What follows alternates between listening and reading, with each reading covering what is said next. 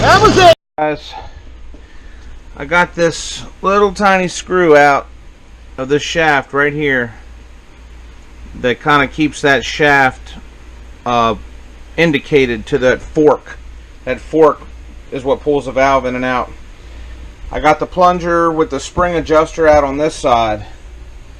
This spring right here, see that indication, or that notch there? It goes down inside the slot in the shaft, and as you put this in, you can rotate this. You can put more pressure on it and less pressure on it. I'll have to play with it while I'm riding. You loosen the clamp screws. You know, you loosen these clamp screws up. You turn the spring pressure in and out, then you clamp it back down. You ride it, feel what it does, keep doing it until you get it where you want it. I'm going to stop talking and hold the camera with my mouth and see if I can get that shaft out. It's pretty gummy, pretty gooked up in there. Okay, I was able to take a screwdriver and force it out. See all that spooge building up on that shaft? That's the stuff that gums all this up. That's what you want to avoid. So there's the shaft. It's got a good notch on the end. It's not all rounded off where the lever attaches. Looks like the lever will be able to grab it tightly. So I'm going to say that shaft's okay. Here's the fork. I don't know what Suzuki calls it. I'm calling it a fork. They might call it a follower, or they could even call it a cam by Japanese translation, but whatever they call it, this is the little doohickey that turns like this and lifts that valve in and out. Guys, so we got one side completely out, one of the sub valves. These little sub valves rotate in there off that pin that's on the main exhaust port valve, and allows the sub ports to open and close. So now that one side's out of the way, you can see that pin going up and down. That's what rotates the sub valves. Okay, so we got everything apart, we got everything out. This is the main exhaust valve right here. That is the main guillotine that slides in and out to change the timing of the exhaust port. Through that hole right there runs this cross pin. This is what was jamming everything up. This cross pin was so corroded, couldn't even hardly bang it out. Can't even push it across with my hand. Look, it's so tight I can't even get it through. That cross pin, I'm going to have to clean that up, get that loosened up, get it floating, because it rides in these sub port valves. And all that stuff's got to be totally loose and totally free. These bearings are so gooked up, the bearings don't even really turn. The valve was hanging up because the bearing can't spin. So I'm going to soak those in hot oil and get all that gunk up out of there. Soak them in gas maybe, and get all this stuff cleaned up and put it back together with Pam cooking spray. That was a trick I learned years ago in the 1980s, messing with little KX 125s. Their valves were similar in function, but they went top down and they had little rotators with gears on them. And in my opinion, they were probably a little better because they didn't have these goofy pins to get all gunked up. The Kawasaki Kips valves. KDXs still use them to this day, I think. But the KXs were using them in the 80s and early 90s. But, yeah, I learned back from working on those to just spray everything with Pam cooking spray before you put it back together. I don't know how long it lasts in there. It probably doesn't last forever. You know, I was racing every weekend for an entire summer, and I think I cleaned the power valves 2 or 3 times during that time.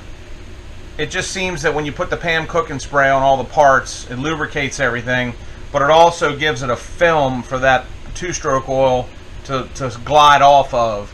And it's still going to get hot, it's still going to gook up, it's still going to need maintenance, still going to need a good cleaning like what I'm doing here. But if you start the process after each rebuild with everything coated in Pam cooking spray, you'll just buy yourself a little time. You'll just buy a few weekends before it starts to gunk its way up again. So, alright, I don't think I need to buy any parts here. I think all this stuff's going to work. I looked for the slop between the valve body sliding in the cylinder, and that looked tight. Everything looked good. I don't think buying any parts is going to help me here. I just think that cleaning everything up and putting it back together correctly is going to do the trick. Alright guys, peace out. Okay guys, I had to get some penetrating oil to get the coked off soot. Try that again. Had to get some WD-40, some penetrating oil, to loosen up the coked on soot that was just coked onto all these parts. That's what we need. Let's see if we can see an exhaust side. Yep, there it is. Open, close, open, close, open, close, open, close. Here's your sub ports. I don't know if you got enough light to see down in there. They're spinning. There's the left one that's on your right side, and there's the right one that's on your left side. Alright guys, I'm gonna go wipe the WD-40 off my camera and wipe the dirt off the power valve I just dropped on the ground somewhere. Okay guys, I wanted to show you what the power valve looks like when it's completely together and working good. I soaked all the parts in penetrant oil, WD-40, and cleaned them all up, you know, just a second really good go through, and then reinstalled all the parts. And look at this now. Look at that baby work now. This is what you're looking for. You're looking for just that real smooth, easy engagement. That's a little bit of program slop in from Suzuki. That's supposed to be there, actually. That gives all the parts a little bit of room to wiggle. But see that little bit of wiggle room there, where the springs on either side of it, and the springs back there taking up the slop on the shaft piece. Suzuki built that on purpose, and it works great.